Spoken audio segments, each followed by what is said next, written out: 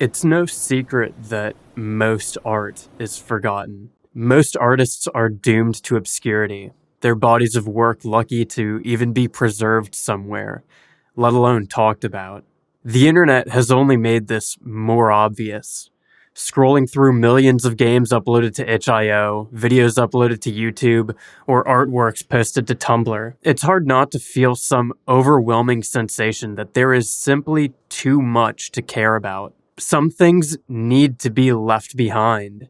There needs to be some way to collectively decide what is and isn't worth keeping. If you were a part of the niche community of RPG Maker horror games fans in the early 2010s, you may have sought out some more obscure translated games beyond the most popular. Ebe, Witch's House, Mad Father. As we get further down this list, there's just a slight chance that the name Rekinder caught your eye. Maybe you played it, or maybe you watched a Let's Player finish it. It's even possible that you liked it a lot. Maybe you tried to get the different endings in the game. Maybe you even cared enough to draw fan art. There were always other games, though. Games with way more people to care about them. And so, eventually, you drifted away from Rekinder.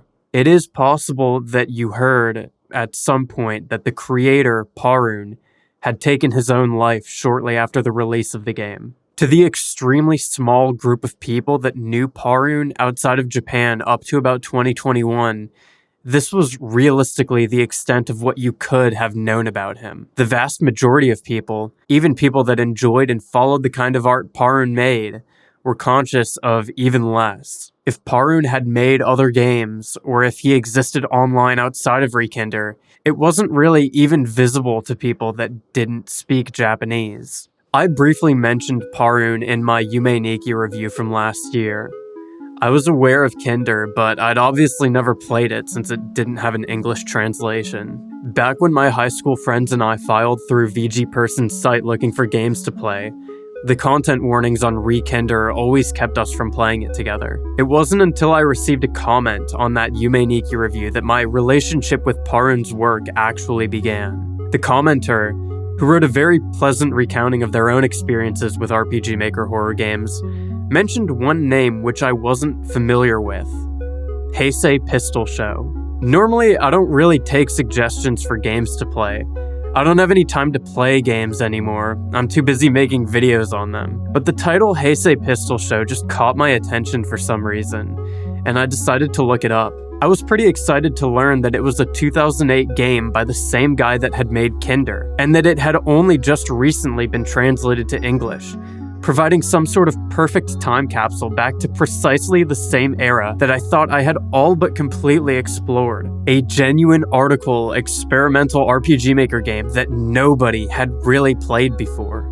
I am not exaggerating when I say that my entire plan for my channel, which games I would review, and in what order, completely changed before the opening cutscene of this game had even finished. I very nearly shelved my Shenmue review almost 2 months into working on it because I was so immediately excited by the prospect of making a video on Heisei Pistol Show. I just never knew.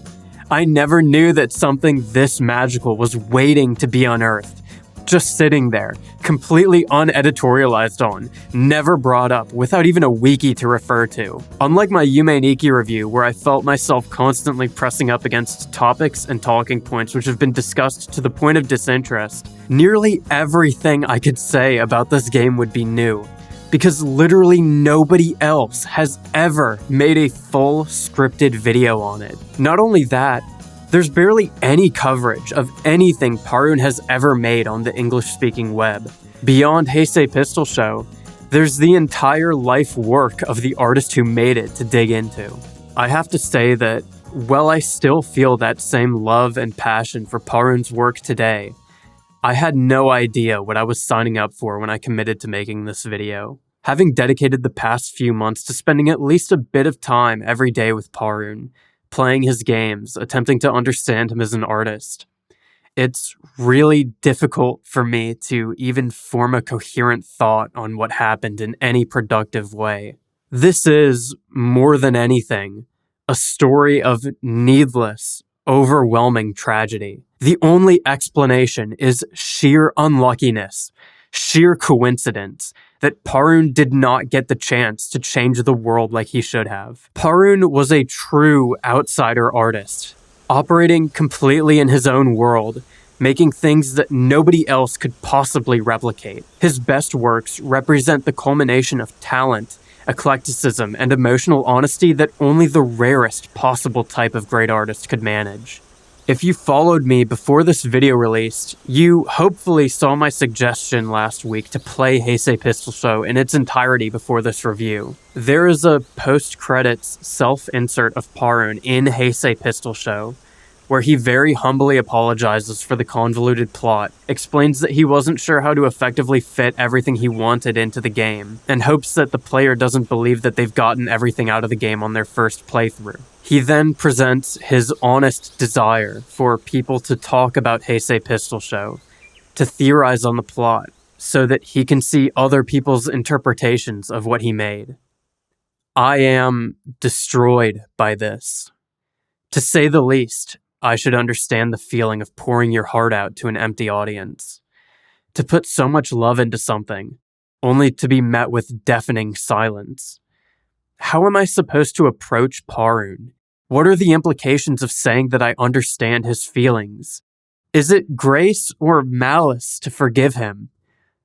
Cutting past my own self-analytic jungle, I understand that I am simply not responsible for having an opinion on this. I didn't know Parun. I know the dissatisfaction of losing his art, but I can never know the true feeling of losing him. As a friend, as a son, everyone who departs from this world leaves an unfillable hole in their wake. And it isn't something to be intellectualized on or turned into a YouTube video. I'm just really sorry, and I wish Parun was here today. And if I can grant his wish to see his work analyzed and dissected in any way at all, I'll do it. Hi friends, welcome back to the third NOMOIDA review of Heisei Pistol Show, released on January 15th, 2008 by Parun. I'm your host, DJ Pistol Granny. Heisei Pistol Show is, well, it's difficult to describe in a sentence. On an objective level, it's a video game developed in RPG Maker 2000. In a few more words, it is an avant-garde narrative exploration game with light puzzle-solving elements. Early on, I described it to some of my friends as Yume Nikki with guns, but as funny as that is, it doesn't really capture what playing this is like. As much as Yume Nikki pushes the bounds of genre and convention, Heisei Pistol Show is even less clear in what it's trying to accomplish. On first playthrough, you might not absorb anything of substance from this game. It should at least be clear, though, that there is substance underlying its style. Finding and understanding that substance will be the objective of this entire video. The biggest difference between Heisei Pistol Show and Yume Nikki, though, is the amount of support you'll find when playing one compared to the other. Yume Nikki has years of discussion, wikis, and analysis to dig through, and an endlessly dedicated fanbase who want nothing more than to maximize the latent psychological and emotional effect of the game for you. Conversely, even today, the most viewed video on the internet about Heisei Pistol Show is a 14-year-old Let's Play on Nico Nico with a little over 7,000 views. The most discussion you'll find about this game on the English-speaking web are a handful of fan reviews on sites like Backlogged, many of which mention how obscure the game is. So naturally, that raises the question, why review this game? Why put all of this effort into something that ostensibly nobody cares about? I think the fact that this question would even be asked is part of the reason this video exists in the first place. First off, what do you want me to review instead? Starfield? But seriously, the thought that really plagues me every time I write about this game is, why does nobody care? Why did games like Ebe, Witch's House, Yume Nikki, Mad Father, Off all get a chance to inspire and influence a generation, while Heisei Pistol Show didn't? How unfair, how cruel is it that, of all of the RPG Maker games translated to English during this period, Heisei Pistol Show got ignored? That only now, a decade after Parun would have been alive to witness it, are we allowed to know about it. As someone with nostalgic and somewhat biased ties to a ton of these RPG Maker games, I knew within the opening 30 seconds of Heisei Pistol Show that there is something mind-numbingly magical about it that most independent games could never dream of replicating. Heisei Pistol Show has everything that anyone has ever loved about indie games. It is one of the most genuinely passionate and heartfelt works of art I've ever encountered. I'm telling you that modern indie games would have all been different. That there would be Twitter accounts with profile pictures of heart and aesthetic pages worshipping Parun's visual style. But because of some cruel twist of fate, I'm the one who has to tell you about this game, 15 years too late. The best time for us to fall in love with Heisei Pistol Show was the day the game was uploaded to Vector. The second best time is right now. To tell the truth, I already know writing this that, assuming more than 100 people watch this review, most of you have not played this game. Heisei Pistol Show is free, lasts less than 2 hours, and can run on basically anything with Easy RPG. This video accommodates people who haven't played the game, but obviously, the best way to experience any piece of art is completely blind. The link is in the description if you want to come back to this video. To give a foundational idea of the creator of Heisei Pistol Show, Parun was a game dev and webmaster who was active on the internet from 2001 to 2010. In those 9 years, he released a total of 14 games. 8 developed in RPG Maker 2000, 3 in RPG Maker VX Ace, 2 in Live Maker, and 1 in Kirikiri. Most of these games were relatively small, a few were little more than short stories with added music and visuals, and 2 were literally just ads. Released in 2003, Parun's second game, Kinder, found fairly immediate success among free games fans in Japan as an ambitious, story-driven horror game with a plot that was significantly darker and more personal than what any other doujin devs were releasing at that time. The group, which would go on to produce and support most of the other games in the RPG Maker indie game canon, referred to as the Sukuru community on Japanese forums, didn't really exist when Kinder was released. From 1999 to 2002, most RPG Maker games actually found traction through RPG Maker's own website, which held a monthly competition where developers could send Enterbrain their games to be hosted and potentially earn money for being highlighted on the official RPG Maker blog. Kinder was released during a kind of weird in-between period for these contest sites, where the contest park was temporarily moved offline and hosted only through paid TechWin magazines. The audience for indie games on sites like 2channel and NeoCities WebRings was excited enough for new stuff at this point that Kinder naturally found its audience mostly through word of mouth.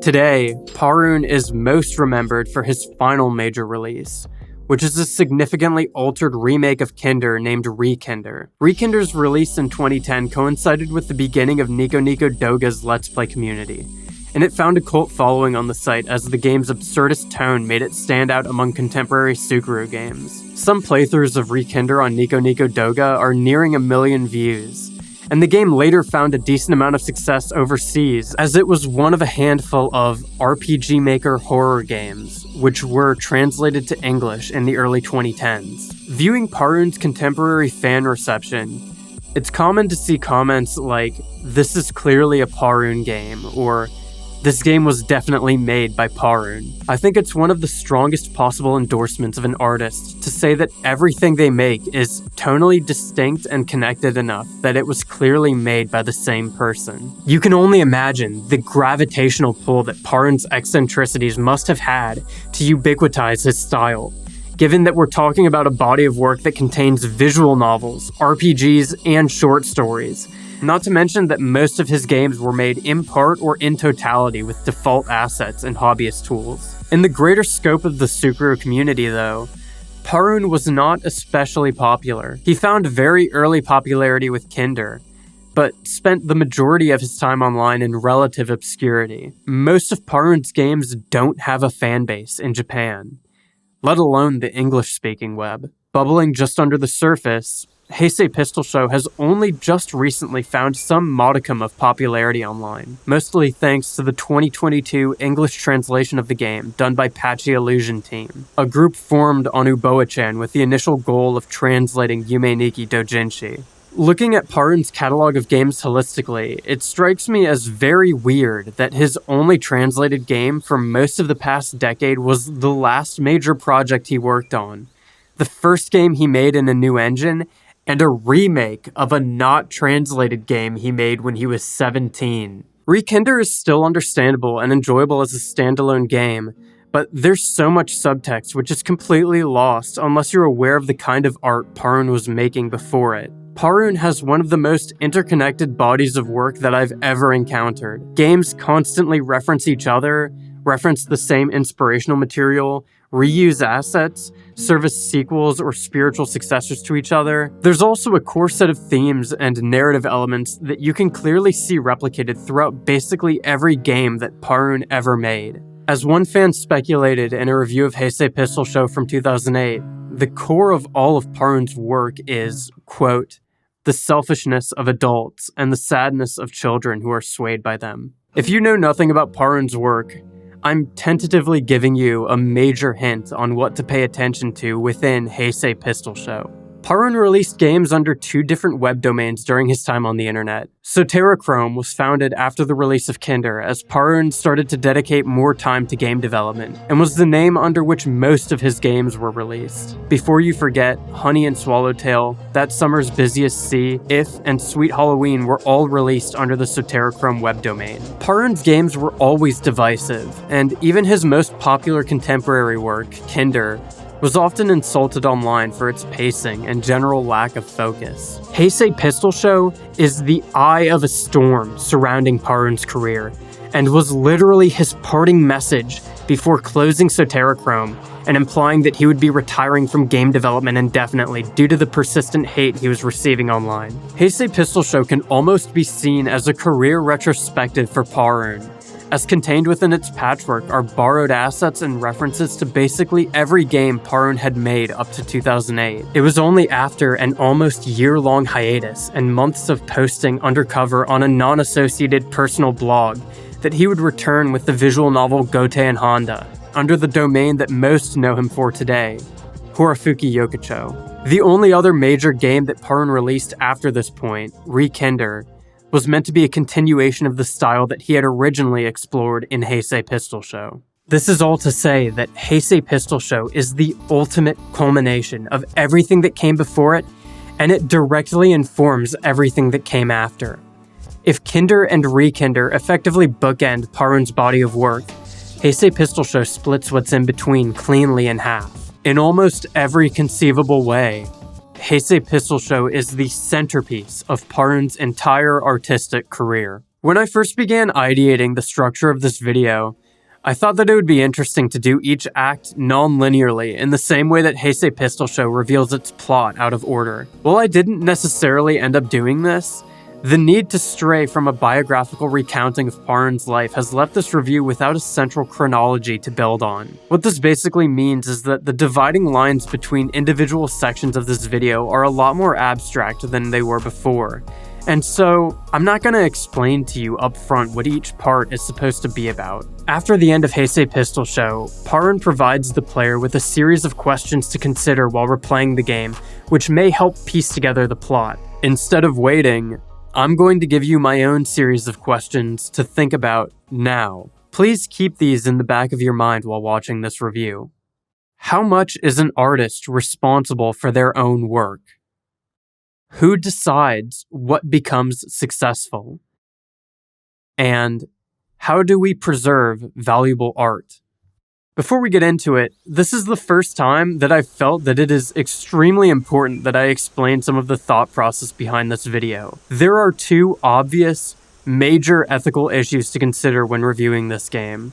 The first is that Parun is dead, and he didn't leave anything behind regarding his wishes for how his art or personal life should be remembered.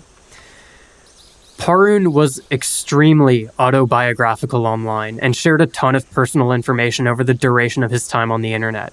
To be completely transparent, I've seen a pretty significant amount of Parun's early internet activity through research on this video, but at a certain point I began to consciously avoid reading anything from Parun that wasn't about his games. At first, I approached this review like everything I've made so far. I started at the beginning and made a biographical recounting of Parun's activity on the internet as it coincided with the release of each of his games. I scrapped this script shortly after beginning it. There's simply no way to make a biography on Parun without it coming off as exploitative and sensationalist, which is exactly the opposite of everything that I stand for and every standard that I hold these videos to. So this video is not about Parun, nor is it about most of his body of work, which he explicitly wiped from the internet. And I only want to reference either where it is both directly relevant to understanding Heisei Pistol Show and innocuous enough that I don't think he would be upset about it being mentioned. This isn't an exact science, and I'm only human, but I hope that it's at least clear that weeks of thought went into trying to approach this tastefully. At the end of the day, this video is meant as a celebration of Parun's art, and I put all of this effort in entirely because I think that Heisei Pistol Show is beautiful, and more people should care about it. The second issue is a bit more complex. To be honest, Heisei Pistol Show is a game that is very hard to approach for a number of obvious reasons. The game is very incisively and directedly about topics that, for 2008 Japan, and even today, are a bit hard to talk about. Sex work, the queer experience, abusive relationships, the effects of generational trauma, and, debatably, the nature of perception itself. I have to be honest with you in saying that I am absolutely not the right person to talk about most of these topics, and I'm very conscious of how even good-intentioned discussion of some of these subjects can come off as patronizing or vapid. Ultimately, I've come to the conclusion that it is so important that you are aware of this game, and I care so much about Parun's work being appreciated, that I'm willing to make myself look like a fucking idiot misunderstanding the point of Heisei Pistol Show, as long as it causes you to try the game yourself. To add on to that, the best possible experience you can have with Heisei Pistol Show is your own, not mine. Do not let me tell you what this game is about. If you want to play the game on your own and never watch this video, I totally understand that. At the very least, my only request is that you don't let your perception of this game start and end with what I say in this review. With that out of the way, let's start the show.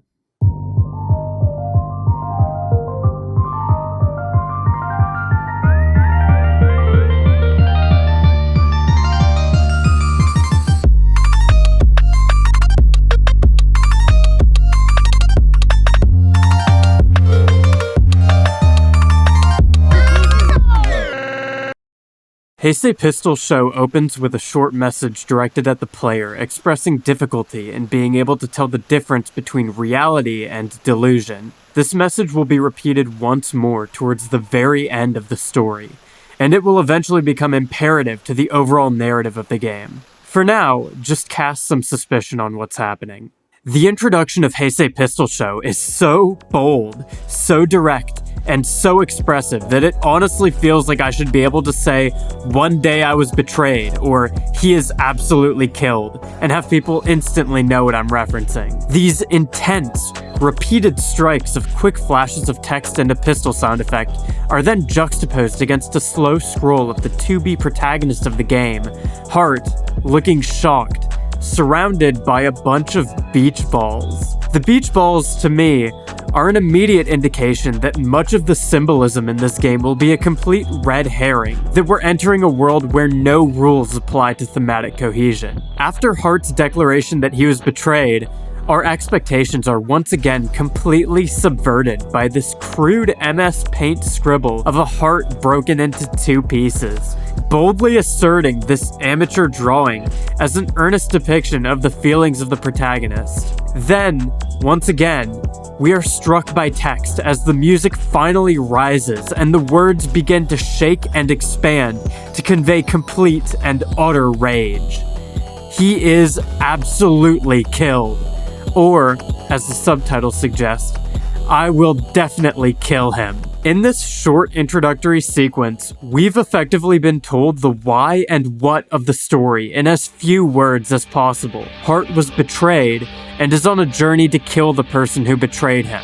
The tone has also been set that this game is going to hold no punches, aesthetically or narratively. Heart is wearing a ridiculously intricate, impractical dress, and our introductory text box for him very unsubtly describes him as, quote, nice gay. Anyway, through exposition with the shop owner on the screen, Pistol Granny, we find out more about the world of this game. Heart is a member of a, quote, cartoony murder entertainment organization named Pistol Play. In order to leave the organization to kill his betrayer, he's going to have to first eliminate the top 3 assassins, Tyovariba, Tokimeki, and Fever. As will also be slowly exposed throughout the course of this game, the person Heart is trying to kill, Matsusato, was his former boyfriend, and the betrayal he's talking about was Matsusato breaking up with him.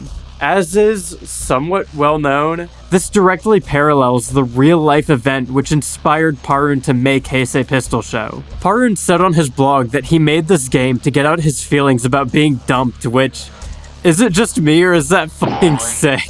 Imagine breaking up with someone and finding out like 7 months later that they made a game about wanting to kill you. I would be flattered, personally.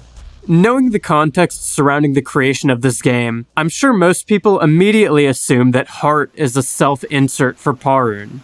If this is the case, then Parun is displaying an unbelievable amount of humility in this game. While Parun said that this game started as a way to make fun of his ex, he eventually started seeing how his own faults contributed to the separation, and the game resultantly became more and more convoluted. But I honestly think it's healthier to not treat this game like a psychoanalysis of its creator, and frankly, I just don't want to review this game like that. So let's agree that this story is just a story. Heart drops the second hardest line of all time. For assassins, murder is a form of pleasure. And for the record, my only friends are this pistol and dress. That's raw as hell. Are you fucking kidding me, dude? By the way, Heart's pistol is a separate character that chimes in and provides its own input on the events of the story, sometimes displaying free will and disagreeing with or not understanding what Heart is talking about. It also plays a text-to-speech voice saying, I'm pistol, every time it talks. Why? Like I mentioned in the intro, the aspect of Heisei Pistol Show which immediately grabbed my attention from my YouTube comment section was the name itself.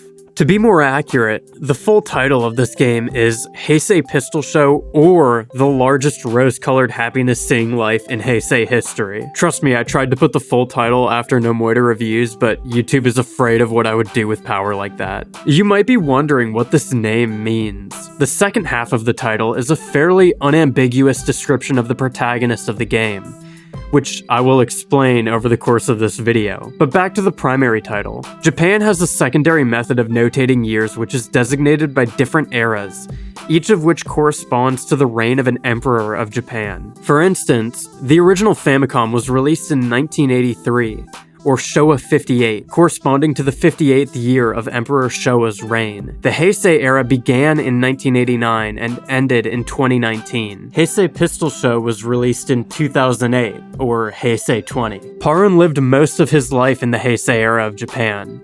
Generally speaking, this was a fairly tumultuous period for the country, where the bubble economy of the 80s burst and a number of natural disasters befell the country. The usage of Heisei in this title probably isn't a reference to any specific sentiment of the era though, especially considering that it wasn't used retrospectively. My interpretation is that it's more of a way of saying that the game takes place in the present, or that it's a modern story. Following that, the word pistol is pretty self-explanatory, which leaves the final word, show. The game actually plays with the semantics of this descriptor at various points, presenting itself as a television show, a radio show, or a comedy show in different non sequiturs. However, the most commonly aligned concept of a show in relation to this game probably originates in traditional Japanese theater. There are 4 main pillars of Japanese theater. Of them, Heisei Pistol Show most clearly fits into Shin Kabuki, which is the modernist form of kabuki. Highly choreographed shows incorporating dances, musical numbers, and drama. Although, it could also be seen as taking the format of No, standard dramatic theater, which often features comedic intermissions named kyogen to break up dramatic segments. The game also takes a detour later on to potentially reference yosei, spoken word theater. Stage shows are a recurring element of Heisei Pistol Show, and upon exiting the first screen of the game, we'll be treated to our first of many. Jumping into a flashback, Hart explains his relationship with his late father, and the way that they had become emotionally muted by the unexpected death of Hart's mother. Hart finds a single exception while watching a musical together. A princess on stage delivers a rendition of Twinkle Twinkle Little Star with lyrics replaced to be about reaching out for something intangible. There's a reference to someone looking down from a moon, and of reaching them and laughing together. This is basically a direct reference to the movie Memories of Matsuko, which features recurring imagery of a main character chasing after various love interests depicted as faces in the moon. Hart's father hates the lyrics, but Hart himself is captivated. When Hart starts singing the song to his father, he sees his stoic exterior crack to reveal a smile. And from that point forward, Hart used the song as a way to get his father to smile at him. After his father's death, he says, the habit just stuck.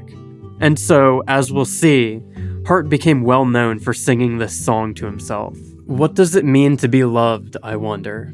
I still feel there are parts of that question I haven't solved. Moving forward, Hart has an encounter with one of the rabbit actors from the stage play, and follows them in the hopes of being like Alice, obviously in reference to Alice in Wonderland. Even when the rabbits outwardly tell Hart that this rabbit hole is an abyss, or hell, Hart completely ignores them and tells Pistol that they've actually reached Wonderland. Hart reaches out to an apparition at the end of the hallway and realizes that it's the spirit of one of his victims in Pistol Play. And so, having entered Wonderland, the introduction of Heisei Pistol Show effectively ends. Hart's mission is to find and kill the top 3 assassins in his organization, then murder his ex-boyfriend, Matsusato. From this point forward, the bulk of Heisei Pistol Show can be divided into 2 separate modes: exploration and boss battles. Throughout your exploration, you will be expected to find and speak with 15 spirits of people assassinated by Hart hidden in the game world. There are also 2 small puzzle sections which both act as miniature tests on pieces of poetry. Before that, though, it's probably relevant to talk about the world which the exploration takes place in. Heisei Pistol Show's overworld is a tour de force of unbridled creative freedom. Every single screen in this game is a completely singular and unrelated stylistic excursion. There's a torture room, a drugs room, you go in a mine, there's like a heat map of a ship, there's a pre-rendered background area like a PS1 game, you go to hell, you go to school.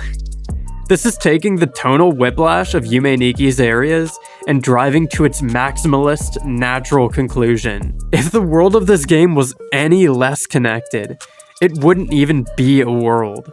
Debatably, it already isn't a world. It's just an infernal maze of maps that a controllable sprite is put on top of. In this way, Parun is able to just flex how unbelievably creative he is through every second of this game. Nothing is off the table.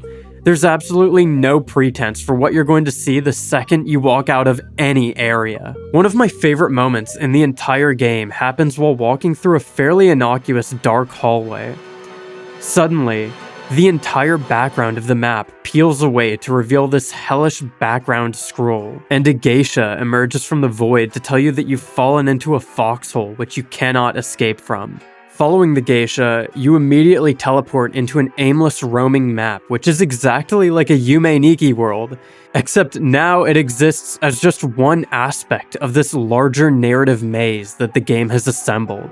It's almost reductive to isolate this moment as particularly impactful though, because every other room of Heisei Pistol Show is just as aggressively esoteric. Hart hilariously monologues at various points in the game to try to give some explanation of where we are or what the purpose of that area is, as if this world is composed enough to have lore or history on any level. The only cohesive element between all of these disparate scenes is a single looping song which plays throughout the majority of the game, a royalty-free recording of the Bensonville Concert Band performing Chicago, probably sourced from the Internet Archive. The entire song is played from start to finish, including the applause of the audience ad infinitum while you explore the game world.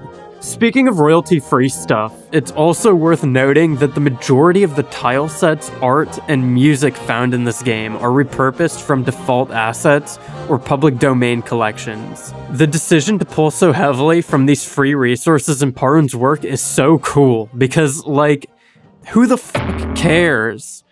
What is the point of art? To show people how good you are at making it? Parun can make amazing visual art. He can sequence interesting narratives. He knows how to make something evocative. So who cares if he drew the tile set for a random city in the game? To me, this heavily subscribes to an ideology that art is a means to an end, with the end being the expression of a feeling or thought. Parun could have made a more diverse soundtrack for Heisei Pistol Show, but that OST would never be able to capture the same emotion as this one. A single royalty-free song is infinitely more worthy of mention than the OSTs of basically all of his other games, because you know that he's capable of making an OST, so the fact that he didn't is interesting. The effort put into the rest of the game is itself proof that the choice was intentional. The recontextualization of elements from Parun's other games and reliance on work from others both draw my mind towards sampling and, of course, vaporwave. It's punk to steal shit and use it to make your own art. It's just undebatably cool. The idea that art can be quantitatively graded by the amount of effort put into it, or the skill level of the artist, is intrinsically stupid, and is probably the filter that prevents most people from understanding, like, all modern art. SoundCloud rap, vaporwave, any of the offshoots of hexed or surge music. These movements are only accessible to you if you drop your own pretension, and agree that the only way to rate art is by how enjoyable it is to witness. If you tried to grade this game like a YouTuber with isolated categories for art, music, gameplay, and story, you'd probably be forced to say that it sucks. This is the blatant shortcoming of trying to compartmentalize and dissect disparate parts of an art piece. All of the magic of Heisei Pistol Show exists directly in between the lines of where you might normally grade art, i.e., where it actually matters. It's the subtext, the audio-visual amalgam, the reality-piercing creative choices that holistically make this game so special. The white artifacts around each character portrait from Parun failing to accurately mask them is literally a story in itself. I genuinely like it way more than if they were done correctly. All of my favorite artists have navigated creation by explicitly rejecting the idea that they have to do anything. They never make promises to their audience, and if they do, it's a lie. Something like Heisei Pistol Show would never be created by someone hoping to appeal to a target demographic, and that is exactly why it demands attention. It creates the demographic itself. In a world where millions of separate voices are locked in an unending battle for every millisecond of your attention, the most exciting thing a work of art can do is reject you. And reject you, this game will. It is genuinely awe-inspiring how many times Heisei Pistol Show will tell the most outlandish jokes that make absolutely no sense and then stare you right in the face, daring you to admit that you didn't get it. The confidence with which Heisei Pistol Show's incomprehensible narrative is presented makes it feel like it exists on a completely different plane than the audience. Like it's simply too good to dumb down its messaging for us. Heart tells us about a technological dystopia which hides the gate to Shangri-La, a lava cave where we have to be careful not to invoke the Phoenix's wrath, an undersea voyage to find the place where hopes and dreams are born, and a town where nobody lives. Some fucking guy brags about how many bitches he's been getting and then asks if he can have my skeleton. There's a random grave made in the style of Parun's previous game, Sweet Halloween, where the protagonist of that game is both dead but also standing in front of the grave, and the grave is for some guy with a real name, Mizusaki Tsutomu. There's a castle that was cursed by a witch, causing the king and his subjects to fall asleep while a princess waited inside to be saved by a prince. Heart stumbles into purgatory and then comments on how the people he assassinated can all be purged of sin and go to heaven, but he is predestined to go straight to hell when he dies. Every spirit we find in the overworld seems to say something incomprehensible, but Heart can't even hear them. There's a body on the floor that Heart recognizes, but can't quite place. You might be able to tell that bits and pieces of this are more significant than others, but to get anywhere with this narrative, we're going to have to first look at the boss battles. So, like Pistol Granny told us, there are 3 bosses to defeat in this game. These bosses have to be defeated in a linear order. Beating one will give you a key item to fight the next, although none of them block access to exploring the rest of the map. It's actually probably in your best interest to end up finding all of them before fighting the first. There are $3,000 hidden in various areas of the world map, which is just enough to buy every pistol in the shop, and 3 terminals which give hints on the weaknesses and immunities of each boss. Heart can equip 2 pistols plus a speed upgrade, and unfortunately, there really aren't enough fights in the game for there to be much room for strategy here. Every fight was basically meant to be completed in one way, and dying has no consequence other than replenishing your health and bullets, so the game ends up being trivially easy, even on normal difficulty.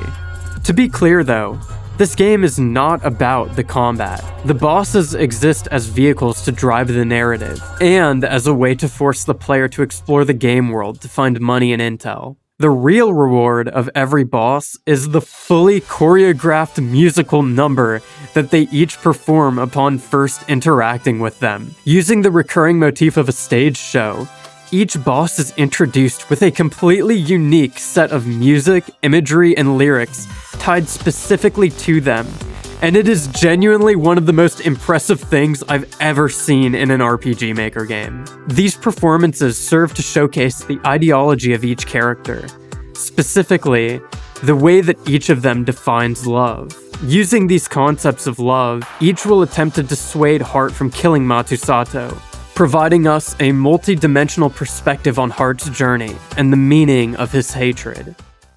Kyovariba's name is actually a mistranslation by Parun himself. He wrote English versions of each of the characters' names in the game, but Kyovariba's name is more accurately romanized as Chobariba. This is a colloquial word that was most commonly used in the early Heisei era by kids and teenagers. Cho is the Japanese word for super, and Bariba is a shortening of the English term very bad, or very bado. This phenomenon where Japan assimilates English terms into slang is so common that it has its own name, Wasei Eigo, or Japanese-made English. So basically, this character is named Super Very Bad in an antiquated school-ground slang sort of way. I honestly love how the translators localized this, because naming the character Super Bad reads as a weird, outdated movie reference, which hits almost the same emotive tone while also conveying the meaning of the original name. Kyovariba's character design seems clearly inspired by this character from Parun's last game, Sweet Halloween. This character is also in Heisei Pistol Show directly as a post-game extra, which is kind of confusing, not as if the rest of this game makes any sense. The game tells us she was exiled from her pack for having the heart of a maiden, and thankfully, they let us know that her hobby is playing ping pong. Kyovariba represents the concept that love is fake. Her musical number presents an extremely hedonic perspective of love, conflating all feelings of love with lust, and concluding that these feelings aren't meant to last forever. From this perspective, Kyovariba seems to attack Heart's position by arguing that he simply put too much stake in his relationship, that he should have known better than to become so emotionally attached to Matsusato. To defeat Tyovereba, you basically just have to deplete her bullets and then attack her until she runs out of health. There's a random chance that using the steal command on any of the bosses will give you a rare reload item, which allows you to replenish your 5 bullets used for special attacks outside of combat. But you also get them back by dying, so it ends up being basically pointless in the main game. After beating her, she begins delivering a final monologue to Heart, saying that she's disappointed that Heart didn't value himself a bit more. In the middle of her speech, though, a director cuts in, telling her that her line delivery was off, and then the entire thing completely derails as the actors playing Heart and Tyovereba have a water cooler chat about the gig and how uncomfortable their dresses are. Tyovereba mentions wearing a Sai Baba shirt, which probably doesn't ring a bell to you. The South Korean fan translation of this line includes a footnote that this is a reference to an Indian religious figure. And if we search for the specific set of katakana used in Parun's original Japanese text, we're directed to information on Indian guru Sathya Sai Baba. Sathya Sai Baba experienced a boom in popularity in Japan during the 1990s. He's often remembered for a spectacle he performed on television where he would seemingly pull jewelry and other small things out of thin air and give them away to people. Sathya Sai Baba claimed to be a reincarnation of 19th century spiritual master Shirdi Sai Baba, and scholarly retrospectives often label his movement as a cult, in part due to a litany of accusations, ranging from faking miracles to literally murdering multiple people. I'm honestly blown away by the sheer breadth of influences that Parun can seamlessly pull from for even single lines like this. This is a clear reference point to once again tie Tyovereba to the early Heisei era of Japan. It's also worth considering how Tyovereba's anti-hedonic message might coincide or clash with them supporting Sai Baba through a shirt, and I also think there might be some meaning behind the fact that they bought this shirt at a Daiso, which is basically like the Japanese equivalent of a Dollar General. After Tyovereba's final message, we get an oddly serious, almost non-diegetic recounting of the life of some person named Mizusaki Yuichiro. This person was placed in an institution as a child because their extended family refused to take them in over religious differences after both of their parents died. Shortly after leaving the institution as an adult, they began a job as a rent boy. The game explains that this term is sometimes, but not always, linked to prostitution. Japan has an extremely dense and long-standing history with prostitution. The mention of a geisha earlier is evidence enough of this, but there's a wealth of art produced by Japan about its own systems of prostitution and the societal role of prostitutes throughout different eras. This is a topic that will be explored more in depth later, but for a film capturing the real and dark world of sex work in Japan from the Heisei era, I very hesitantly recommend 1998's Love and Pop, directed by Hideaki Anno, the guy that did Evangelion. This Yuichiro person quickly had to enter medical treatment after contracting herpes encephalitis on the job, but they were eventually discharged. For added context, they were extremely lucky to recover on any level from this. Even when treated, this condition still has about a 1 in 3 chance of killing those afflicted with it, and results in long-term neurological damage in over half of survivors. Months after being discharged, they were killed by a police officer after stealing a gun and fatally wounding their friend. Obviously, this story is a very stark and confusing shift from what the rest of Heisei Pistol Show has been up to this point. Even where the game has set a precedent for going down tonally dissonant non-sequiturs, this still stands out as being both particularly dark and weirdly grounded in reality compared to the world of the rest of the game. Heart quickly picks the tone back up as soon as he regains control of the narrative though, and so we're off to fight the next boss. Tokimeki's name means heartbeat. You would know this if you've watched the Action Button review of Tokimeki Memorial. Parun had drawn art of this character design before Heisei Pistol Show, and honestly, it might be my favorite design he's ever done. While not as out there as Tyovereba or the next boss, It's the little idiosyncrasies of Tokimeki's design which seem to add so much to her character. The fact that she's wearing a rooster hat, she has like a satellite backpack on, and she's the only character in the game who is just blankly smiling about nothing, raises so many questions about what kind of person she's supposed to represent. The shading on her face is also so funny, I don't know how to explain it. Tokimeki, like Tyovariba, is described as having a maiden's heart. Her hobby is motor racing. Okay. The background of her musical number is a map directly ripped from Kinder, an area which Parun explained was inspired by Magicant from Earthbound. She represents the concept of love is rainbow, or love is rainbow colored. Tokimeki clearly has a more rose-tinted perspective on love than Tyovariba did.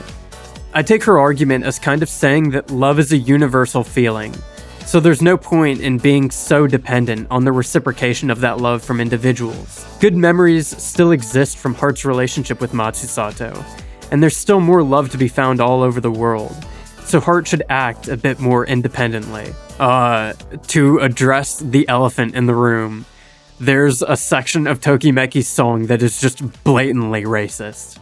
I'm kind of confused by this, especially since Parun just indicated in the last boss fight that he's at least somewhat familiar with Indian culture and philosophy. Part of me wants to believe that this is a way of displaying Tokimeki as having a very simple-minded worldview. That the implication is that Tokimeki herself is foolish for trying to preach a universal message without actually understanding the world beyond stereotypes. I can't fully dismiss the possibility that this is just Parun making a stupid racist joke though. So I would like to officially announce that I do not like racism. And if Parun was racist, I do not like that. After beating Tokimeki, very funnily, there's some dude in the background who just stays on screen during her monologue. Tokimeki says goodbye to Heart by poignantly telling him, "You've always been a much better man than you gave yourself credit for.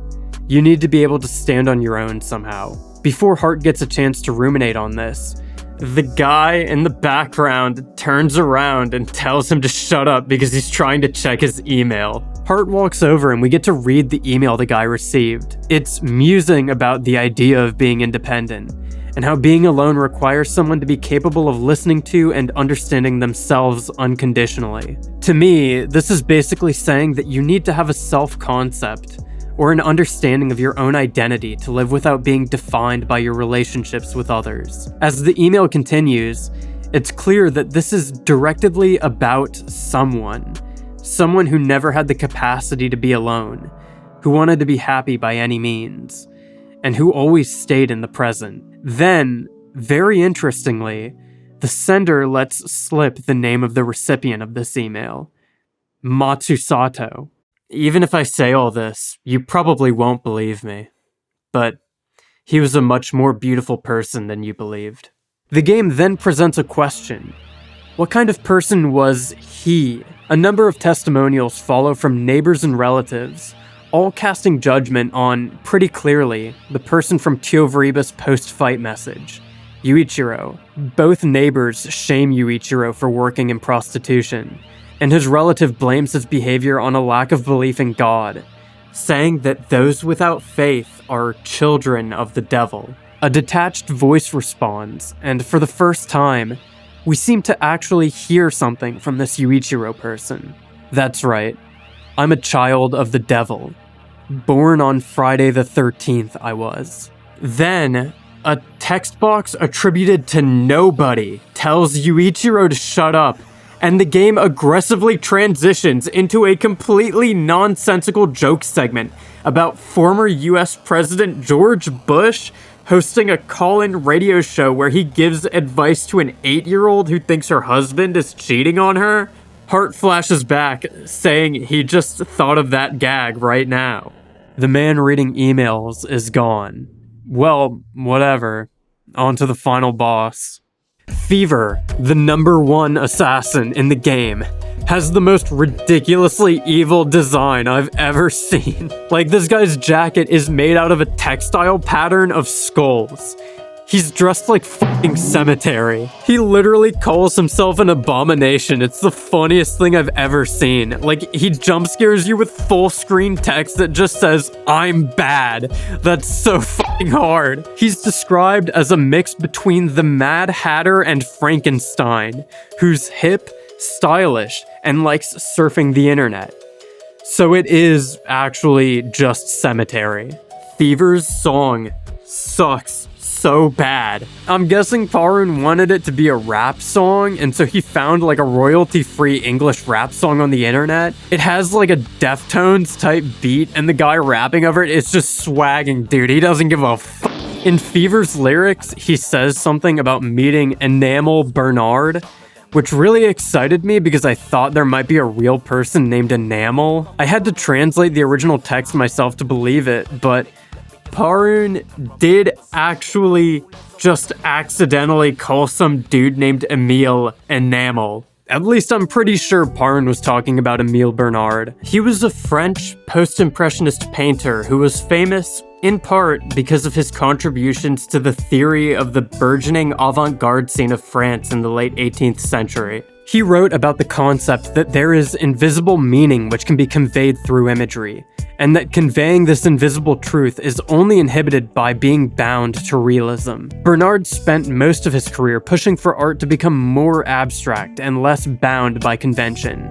These ideas are often tied to the movements of synthetism and Cloisonnism, both of which eventually led to the development of symbolism as an art movement.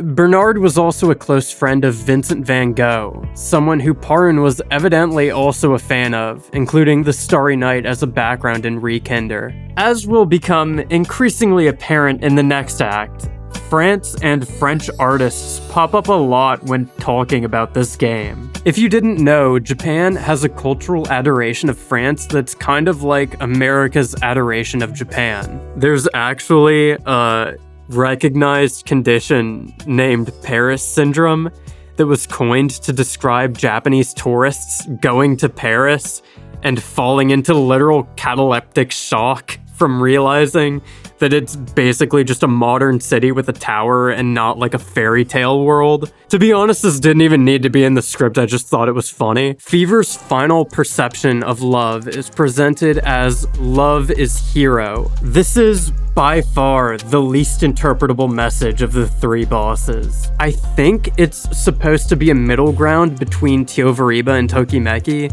saying that you have to maintain some level of jadedness about relationships to effectively navigate them. Going back to Emile Bernard, he had this concept that reducing anything to its most fundamental components was the only way to understand it. Quote, "Everything that overburdens a sight covers it with reality and fills our eyes to the detriment of our minds. We must simplify the spectacle in order to discover its meaning."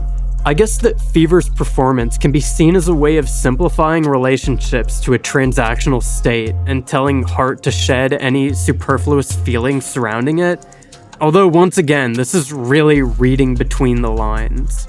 Fever has significantly more health than any other boss in the game, and is also the only boss likely to cause anyone trouble on normal difficulty. If you come into this fight with low bullets, you're probably going to die.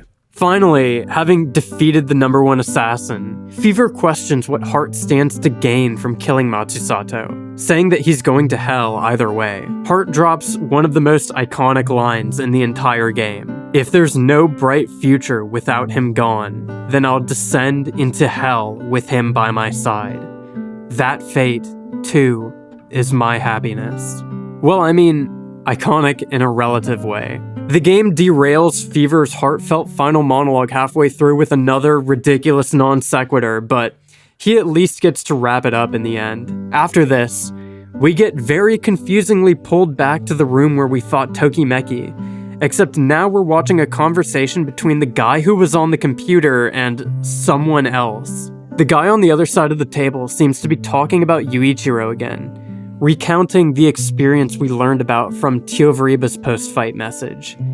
He killed one of his friends after they confronted him about something. But what's of note is that this guy was one of the friends in this confrontation. He says that they all tried getting through to Yuichiro, but he basically brushed it off like a joke. He brings up that Yuichiro has an abusive past with his father, but that he never seemed to grasp the reality of the situation, instead remembering his childhood fondly. As Yuichiro bled out after being shot, his final words were a very understated, "Ah, this ain't good," causing one of the detectives to impulsively laugh at him. Notice that this body is the exact same body that Hart claimed looked familiar back when we were exploring the game world. Hart finally pulls the reins back from this interaction. When Pistol tries a final confrontation with Hart, he quickly dismisses it, saying that his happiness need not hear such trivial complaints. In fact, right now,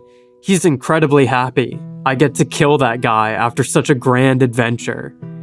When you put it that way, it does seem like a pretty good time.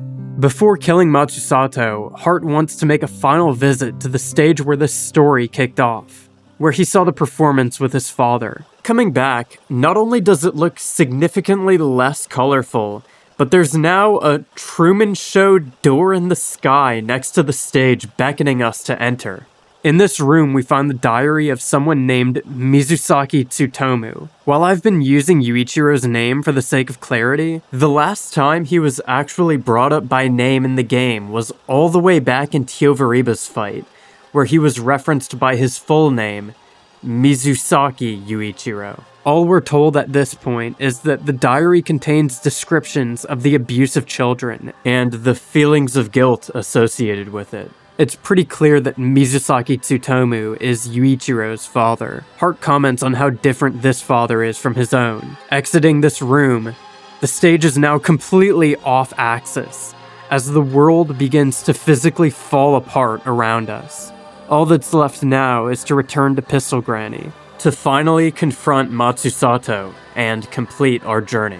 As Hart approaches Pistol Granny, she becomes the final character to attempt to dissuade him. Unlike the other bosses, though, her line of questioning deals more with what Hart stands to gain from all of this. You say you're going to kill him, but that's not really revenge at all. You still love him, do you not? It's a valid point, one that Hart seemingly relents to. We cut to see Matsusato for the first time, standing at the top of a tower with Hart. Hart's song begins playing, and just as Hart seems to be coming to an emotional breakthrough, he gratuitously shoots Matsusato, turning him into the exact same corpse that we've now seen twice in this story. We switch back to the two men who were talking earlier. The guy on the bottom asks Matsusato, who the man above is now identified as, why he wanted to date someone, presumably Hart. But they mention that Matsusato met him while working at a brothel, which doesn't match Hart's story. Matsusato says that he saw the relationship as a fling, and that he was initially interested in Hart because he kept talking about some goal of finding his prince. Matsusato became overwhelmed by Hart quickly, and decided to end the relationship unceremoniously by essentially ignoring him. Asking why the story is even being told in the first place, we're shown a flashback of the musical Hart saw at the beginning of this game. Every child dreamer longs to be a pretty fairy tale princess like Cinderella. Where did everything go so wrong? Hart descends into frame as the screen dims. I am slowly falling. Inside the hole are cupboards and bookshelves, packed tightly. Can you hear it? No, don't listen to it. Aggressive transition to Hart, who's asking some completely ridiculous question about some Queen Gunhild. Pistol has no idea what Hart is even talking about at this point. Through epileptic flashes and a completely deranged instrumental, Hart pushes forward to see someone asking a cop to hand over their gun, saying that they're an assassin. I'm no courtesan. My world has no use for such a job. Hart walks into the scene where Matsusato and the other guy are talking, now about how someone seemed to believe that their mother was dead, even though she wasn't.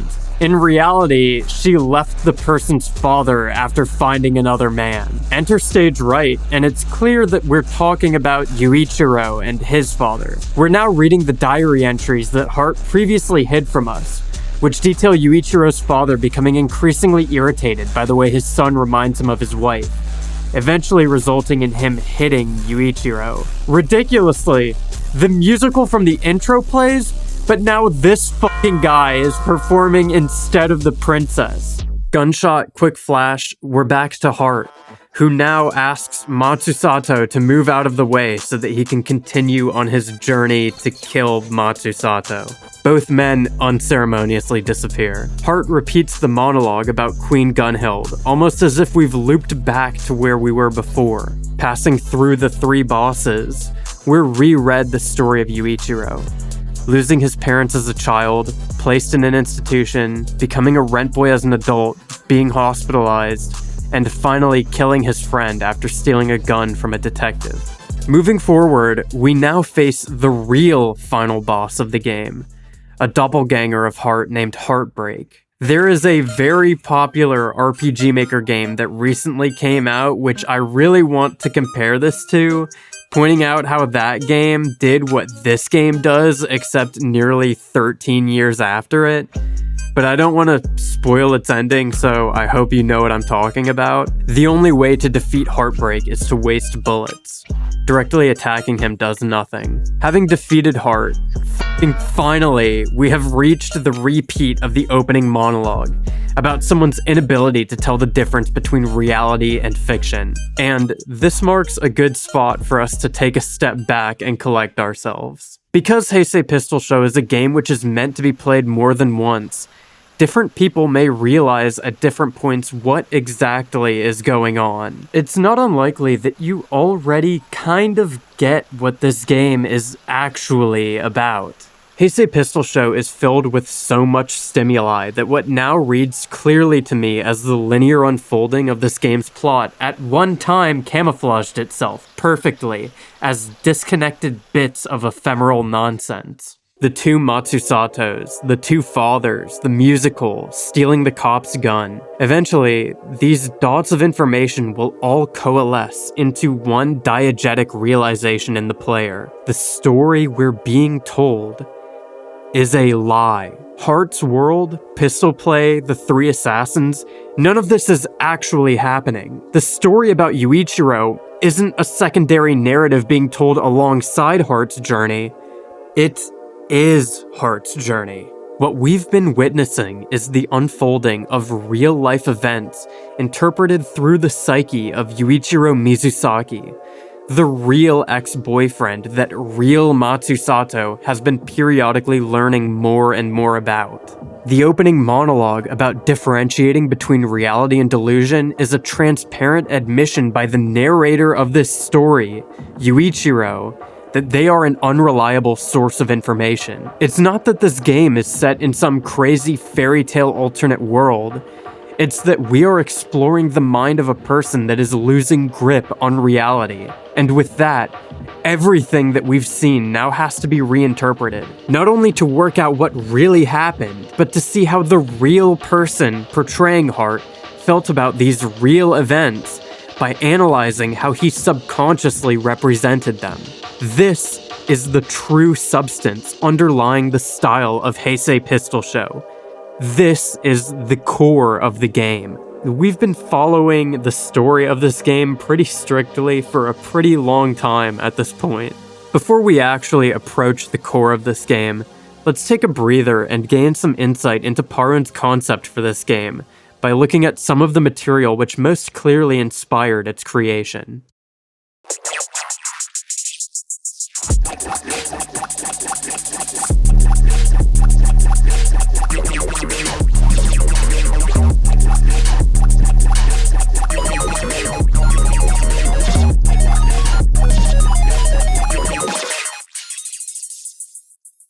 The original README for Heisei Pistol Show, which is not included in the fan translation, has a list of 12 different works that inspired the game, including movies, books, poetry, music, and manga. In very stark contrast to Kikiyama, Parun was borderline autobiographical in discussion of his games, explaining multiple times over the thought processes and intentions behind different works through blog posts, readmes, BBS chats, and even self-insert developer rooms. To be honest, I feel like this is only more validating of Kikiyama's approach. There's almost some insecurity in being so against taking any modicum of credit for your own ideas, to be so self-analytical that you refuse to allow anything to just be your own creation. I've looked into all of these materials, and knowledge of most of them does not enrich the experience of playing Heisei Pistol Show. At most, they uninterestedly demystify handfuls of minute details,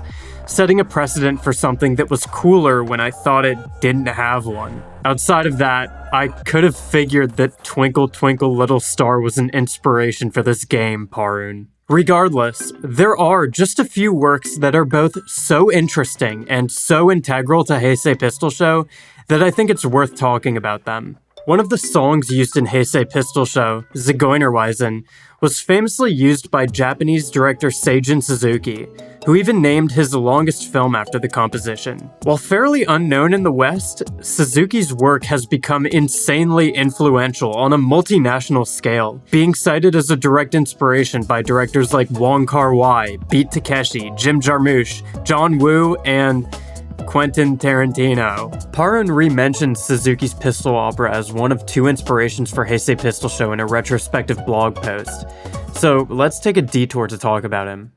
Seijun Suzuki spent most of his career making low-budget B-movies as a hired director for a production company. Unexpectedly, he became famous for taking his given budget for these films and making completely absurdist, stream-of-consciousness projects that confused and alienated audiences instead. A lot of his filmography could be described as a Dadaist interpretation of traditional Japanese theater. Most of his remembered work was produced in the 1960s, during the formative years of a Japanese New Wave movement which was obviously emulative of French New Wave. His distributor, Nikatsu, was very upset at him for constantly pushing the envelope on what were supposed to be quickly produced, hedonic, disposable films. As he was given stricter and stricter budgets in an attempt to rein in his ambition, he was pushed further and further into the absurd, making utterly cerebral action films that seem impossibly prescient for their time period. By his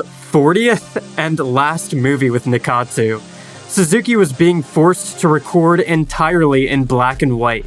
The resulting film, Branded to Kill, is now considered a veritable masterpiece and ultimately catapulted Suzuki into being a countercultural icon. He was then iconically fired from Nikatsu for making, quote, movies that make no sense and no money, with the president of Nikatsu saying, in part, quote, Suzuki can no longer make films anywhere.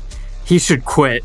Suzuki should open a noodle shop or something instead. Watching Branded to Kill, it's hard not to see where the president was coming from, honestly. For something that came out in 1967, it's kind of unbelievable how modern this movie feels. The short of it is that this movie takes place in a world where hitmen across Japan are ranked numerically, one being the best assassin in Japan. The third-ranked hitman, Goro Hanada, botches a job after a butterfly lands on his gun, causing him to miss a target and kill an innocent civilian. Realizing that the organization will now surely kill him, he has no choice but to beat the hitmen sent after him, culminating in what amounts to a psychological horror finale where he faces off against the #1 ranked assassin over the course of multiple days. I only bring up Branded to Kill for the sheer fact that this setup about an assassin killing higher-ranked assassins to escape their organization is obviously the origin of Heisei Pistol Show's false plot. It's worth noting at this point that if you thought the assassin ranking thing seemed lifted from No More Heroes, Suda51 actually claims inspiration from Alejandro Jodorowsky's film El Topo, which has a similar structure to, but came out 3 years after Branded to Kill. I doubt Jodorowsky was inspired by Suzuki, but yeah. Also, Heisei Pistol Show was released days after No More Heroes, so there was obviously no inspiration there. After being fired for his work on Branded to Kill, Suzuki sued Nikatsu for wrongful termination, fought a 3-year-long lawsuit, and somehow, miraculously, won the case. Nikatsu was forced into bankruptcy. The president had to write a formal apology for his statement on Suzuki, and Suzuki was loudly blacklisted from the film industry for an entire decade, while his existing filmography slowly became recognized as one of the greatest of any Japanese director in history. Many years later, he returned to filmmaking with a newfound level of creative freedom. Two of his later era films, Zigeunerweisen and Kagerosa, also seemed to be inspirations for Parun. But let's skip forward to the most obvious inspiration for Heisei Pistol Show that Suzuki directed, 2001's Pistol Opera. It's been speculated before that Pistol Opera was basically Suzuki's attempt to make the version of Branded to Kill that he originally wanted to, freed from the creative shackles of a limited budget and unsupportive distributor. To call Pistol Opera deconstructive of Yakuza films is reductive because, really, it's deconstructive of cinema itself. More rudimentary than even being a composition of vignettes, Pistol Opera is essentially a selection of visuals and music strung together into something which could be considered a plot only if you squint hard enough at it. This is the ultimate distillation of aesthetic. I didn't mean to kill each other, really. Whatever semblance of narrative this film has is purely utilitarian. The only latent intention in this film exists to the bare minimum degree that intention must exist in art to differentiate it from being a capturing of something natural. To see through the mist and barely catch a glimmer of narrative consistency throughout its runtime is enough to satiate the compulsion to find meaning in it. The real opulence is the moment-to-moment haze of cinematography, choreography, and set design that have been fine-tuned to near constant perfection. Every conversation in this movie turns into an intricate dance between the two characters, as they abuse and manipulate the physical space they exist in to interpretively drive the focus and tone of the interaction. In other words, this movie is like if Studio Shaft directed a live-action film. Beyond a few direct references, including the literal name of the game itself, it's easy to see how Pistol Opera influenced the aesthetic focus and narrative incongruity of Heisei Pistol Show. Overall, though, I think that Heisei Pistol Show has a foundation where Pistol Opera doesn't. There is a reality underlying Heisei Pistol Show, an actual story, and a message to be taken from it. Trying to find meaning in Pistol Opera is missing the entire point of the movie. Honestly, I think watching this film was revelatory to me on a level beyond just understanding Heisei Pistol Show. Pistol Opera exposes a truth that is basically the antithesis to this entire channel. Some art is better left opaque. In the realest possible way, this is a film that gets worse the more you try to understand it.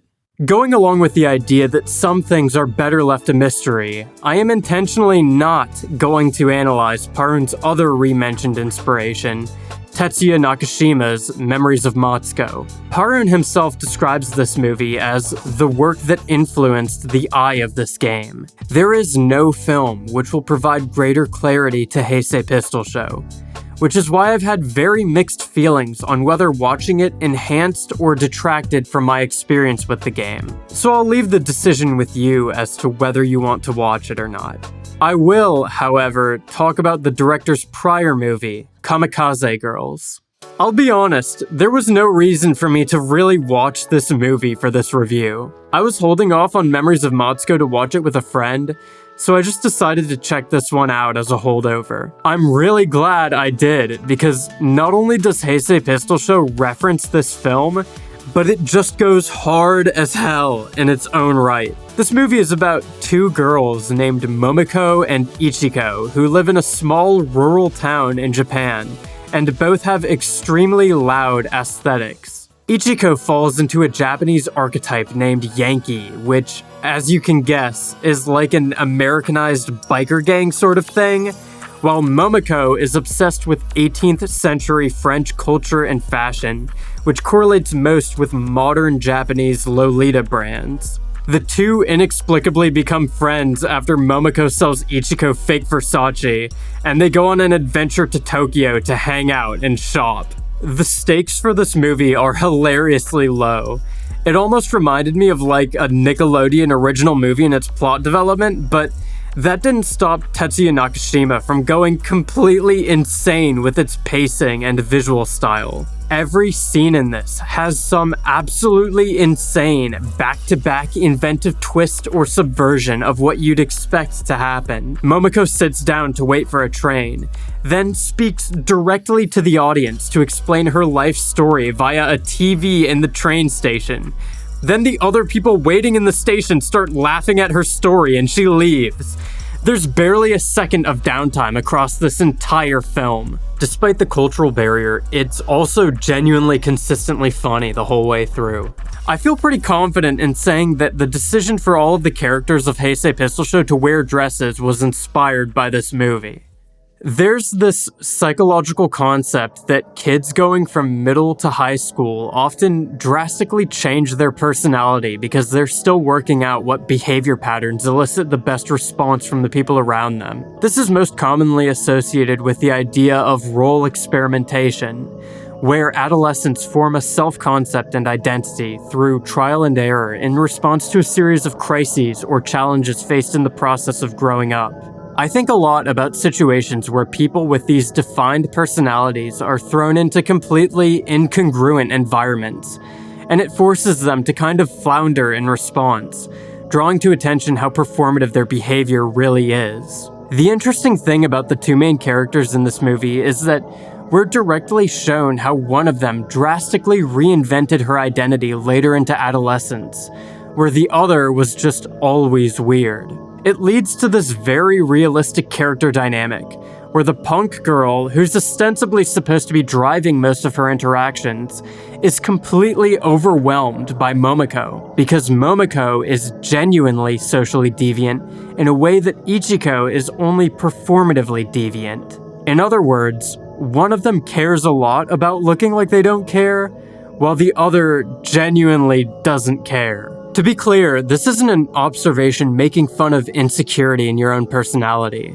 I think a lot about this because I am constantly thrown into situations where I don't know how to reconcile my environment with my own self-concept. If you've spent any amount of time in punk or countercultural circles, you've probably heard more than enough discussion about what constitutes real and fake punk. My favorite response to this discussion is that anyone that gatekeeps the definition of punk is automatically not punk. When considering the diametric relationship of the two main characters in this film, though, I do have to mention how much I see Parun's ethos in Momoko. By that I mean, Parun's art was genuinely countercultural in a way that often pushed people away from it. It isn't punk in a stylish way. It's punk in a weird, real way. The personality projected through Heisei Pistol Show is uncompromised and entirely honest. For most of my life, I've done everything in my power to be this honest with myself. But I can't deny that living like this is extremely isolating and emotionally taxing. It is very comforting to protect your true identity behind a veil of irony or a well-manicured character that you present to people, especially in the internet age, which is directly represented in how much modern memetics have been shaped by irony and insecurity. I just don't feel like I'll ever understand anything if I live like that. I've been playing a few songs throughout this review by this Japanese artist named Sheena Ringo.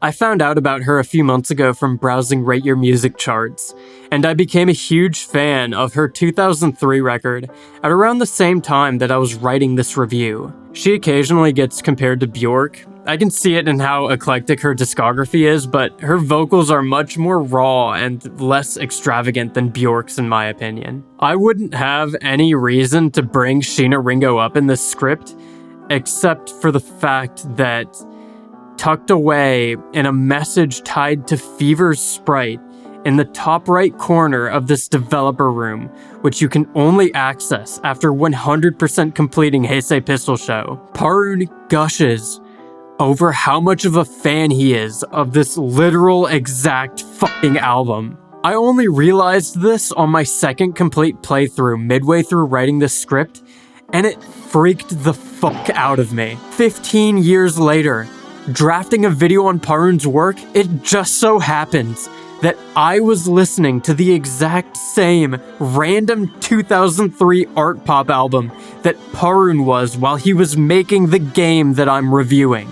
I realized after further research that the name of this album translates to chlorine semen chestnut flower, and I can't not mention that, so now there's audio of me saying chlorine semen chestnut flower on the internet. Parun's favorite track, the third on the album, is a hallmark example of the Taisho period being represented through modern music. I didn't mention it earlier, but Zigeunerweisen and Kagero-za composed 2/3 of a series within Seijun Suzuki's filmography based in Taisho-era aesthetics. Heisei Pistol Show actually draws way more from the Taisho era than the Heisei era, and from the small amount of discussion around this game, it seems like people have naturally picked up on that. The Taisho era happened from 1912 to 1926. This relatively short period of time encompasses Japan's development post-World War I, and completely coincidentally coincides with an art movement in Japan that has been retroactively labeled Taisho Roman.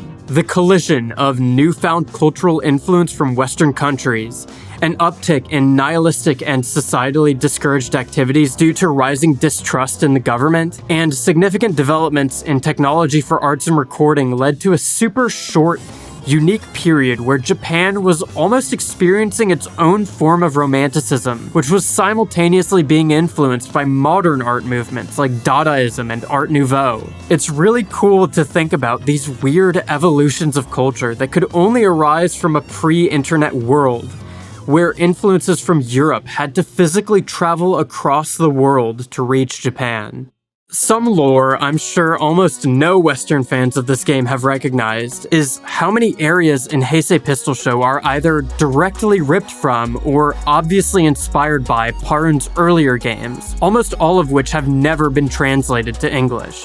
You're probably wondering how I know about these connections. I ran into an issue pretty quickly when working on this review. Parun has made a lot of games, and unfortunately, most of them have not been translated to English. When I first started looking into playing Parun's games, the only collection on archive.org was basically unplayable. All of the games were downloaded on a computer in a non-Japanese system locale, which meant that all of the kanji in the entire archive were converted to mojibake. It's this phenomenon that happens when files written in Shift.js encoding are changed to ANSI or any other Unicode encoding format that doesn't include that set of characters. So I found an archive encoded in UTF-8 which fixed this issue. Then I used a Japanese system locale to download the RPG Maker 2000 RTP because Easy RPG was failing to run some of the games without it. Then I was gonna package them all up really nicely and put them all on archive.org, but someone else just did it and I wasted all this time figuring this shit out for nothing. Anyway,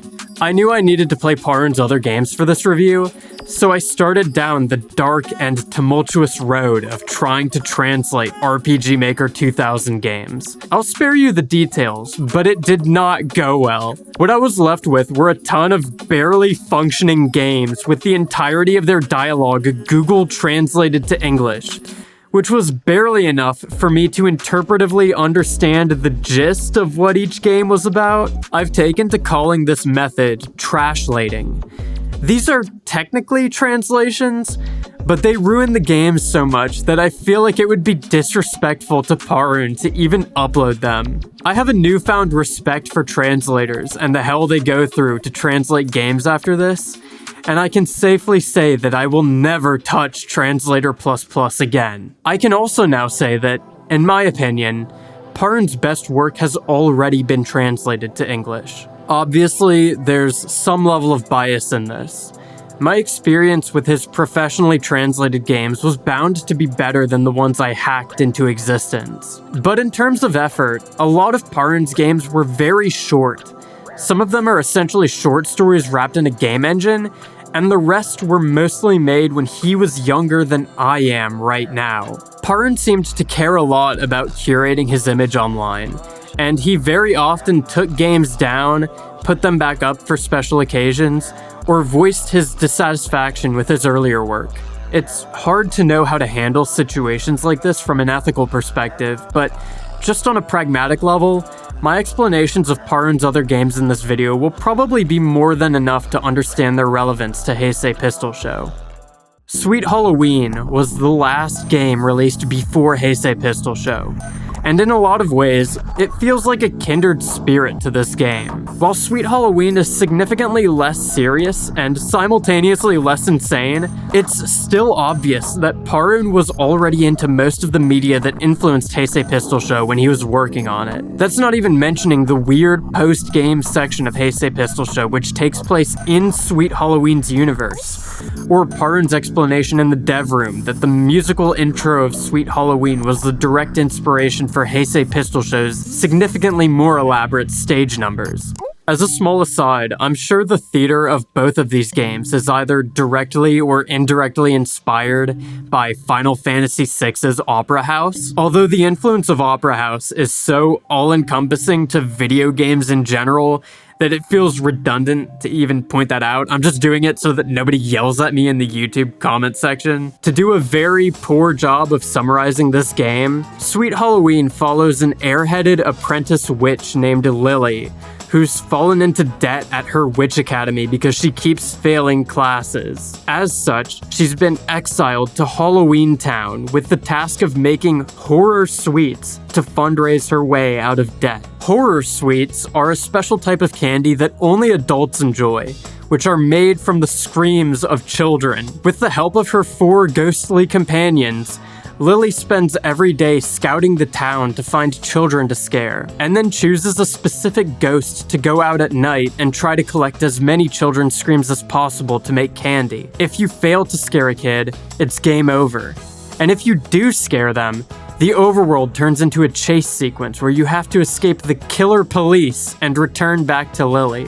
The game almost has this Animal Crossing feel where you come to know all the people in this town and start running different revenue streams to try to work your way out of debt. I couldn't get very far in this one, partially because my translation broke some of the scripts in the game, and partially because my translation was so bad that I couldn't really understand what was happening. Recognizing that this game directly precedes Heisei Pistol Show, there is an interesting reference by name to Virginia Woolf, an author heavily tied to the popularization of nonlinear storytelling and unreliable narration, and highly regarded within the world of modernism. There's also a reference to kamikaze girls in this one that made it through being crushed with Google Translate.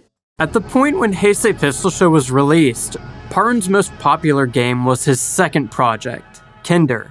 I'm going to talk about Kinder a bit more later on in this review, but it's valuable to recognize that despite most of Parun's games not being explicitly horror-themed, he was kind of known as a horror game developer for his entire career. Most of the Soterichrome branding plays into this aspect of his work, and so, seeing as Heisei Pistol Show was originally released under Soterichrome, it's kind of worth studying the angle from which this game is in some way derivative of Kinder. Kinder was actually originally conceptualized as a game named Enmity Sorrow.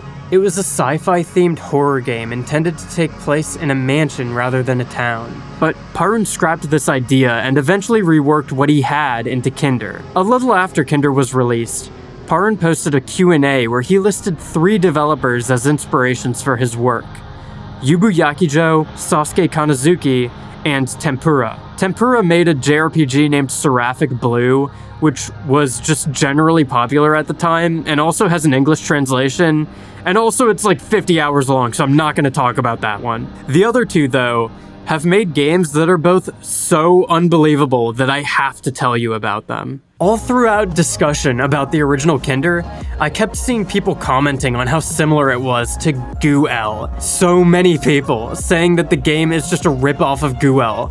And then in Parun's notes about the game, he says that he scrapped Enmity Sorrow because it was too similar to Guel originally.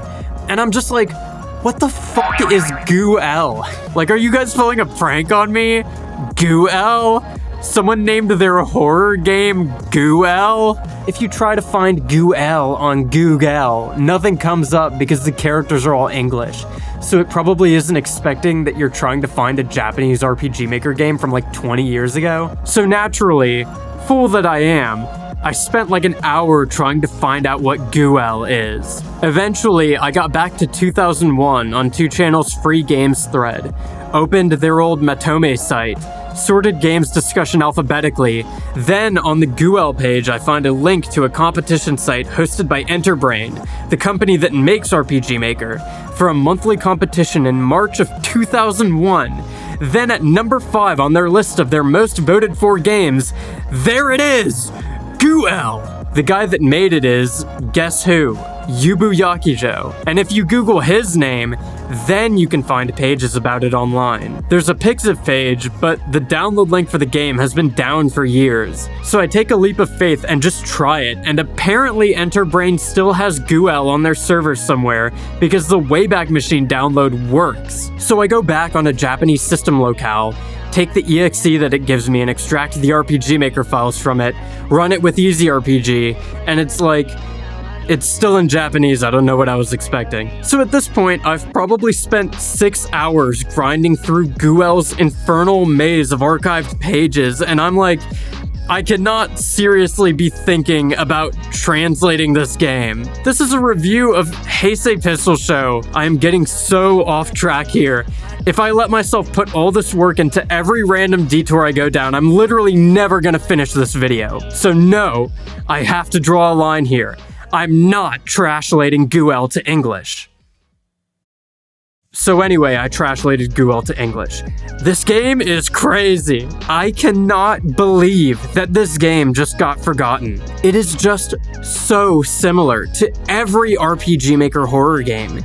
It just came out like 7 years before any of them. It's about a group of school kids going on a field trip to see a lunar eclipse, and then their bus drives off a cliff or something, and then they go seek shelter in this scary mansion that is owned by an evil scientist that is so similar to the Mad Father house. And this game came out in 2001. This came out before Higurashi did. There are voice-acted sections. All of the characters have their own full-body portraits. It does the thing where there are multiple endings and different characters can die depending on the choices you make. It's just crazy. Obviously, you can draw a line between this and Corpse Party, or 2000's marginally less unrecognized palette, but dude, how did this game just fly under the radar for all these years? Anyway, this video is not about this. Hey, so in the middle of making this video, someone else inexplicably made an 1.5 hour long video on Goo-L. Why the fuck does this keep happening to me? I'm just kidding. Obviously, it's a very positive thing that someone took the time to spotlight this almost forgotten game. So, if that sounded interesting to you and you want to watch like a whole video on Goo-L, it exists now. So please finish watching this video first. Sasuke Kanazuki was one of Parun's internet friends, and he actually went on to help Parun produce Heisei Pistol Show a few years after Kinder. Kanazuki is a complete legend, veteran of the Sukuru community in Japan, and is most well known for a game that you've probably never heard of, Moon Whistle. This game was released in 1999 and made with RPG Maker 95, and it was popular enough that it even has an English Wikipedia page, despite having never been translated to English. Fun fact, the guy that posted the first video of Yume Nikki on Nico Nico only has one other complete series on his channel, and it's a playthrough of another Moon Whistle, the sequel to Moon Whistle, which still also came out before Yume Nikki. Moon Whistle is, realistically, and I can't believe I'm about to say this, the first quirky Earthbound-inspired indie JRPG about depression. It's absurd how prescient this game was for like the entire meta for indie games that exists today. And it was beyond forgotten on the English internet. It never existed over here to begin with.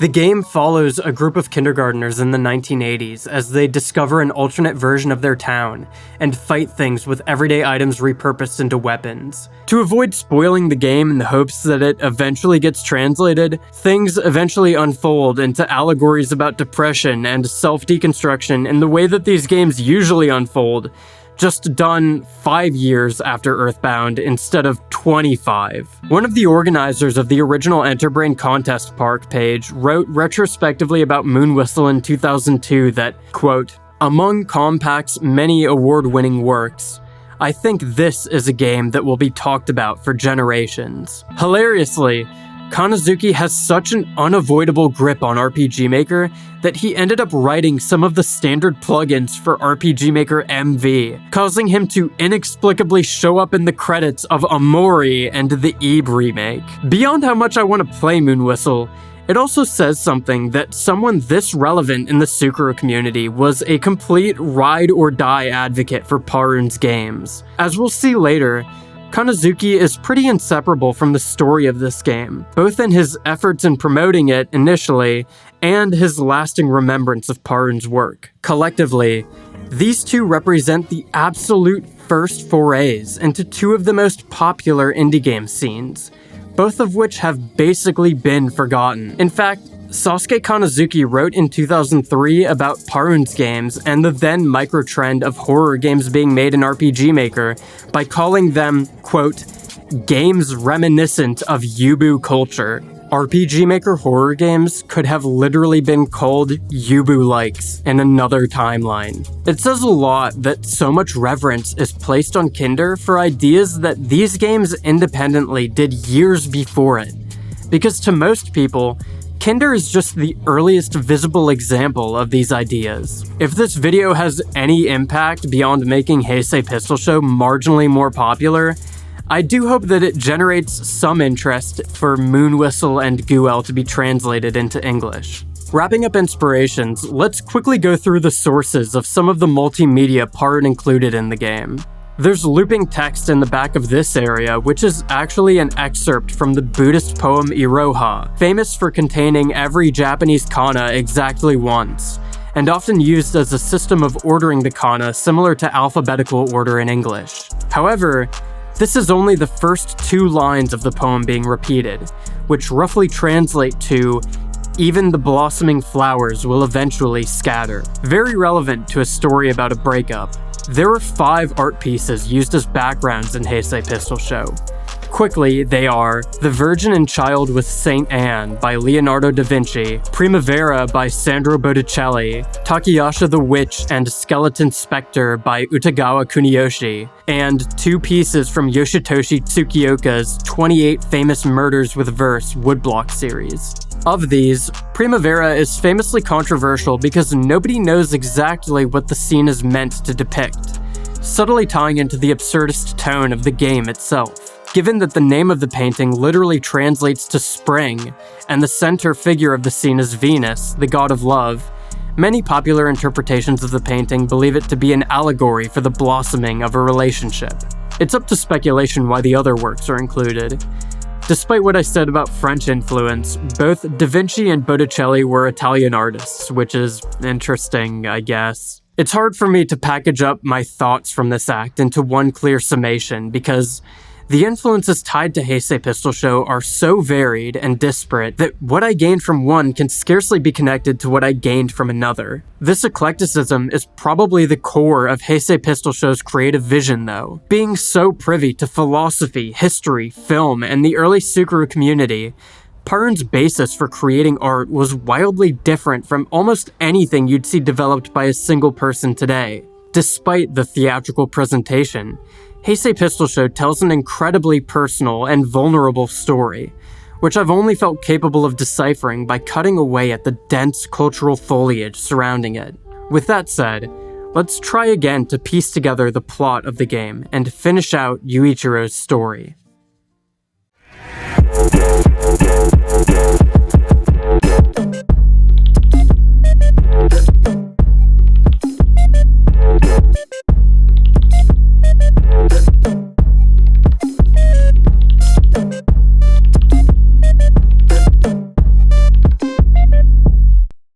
Howdy, partner.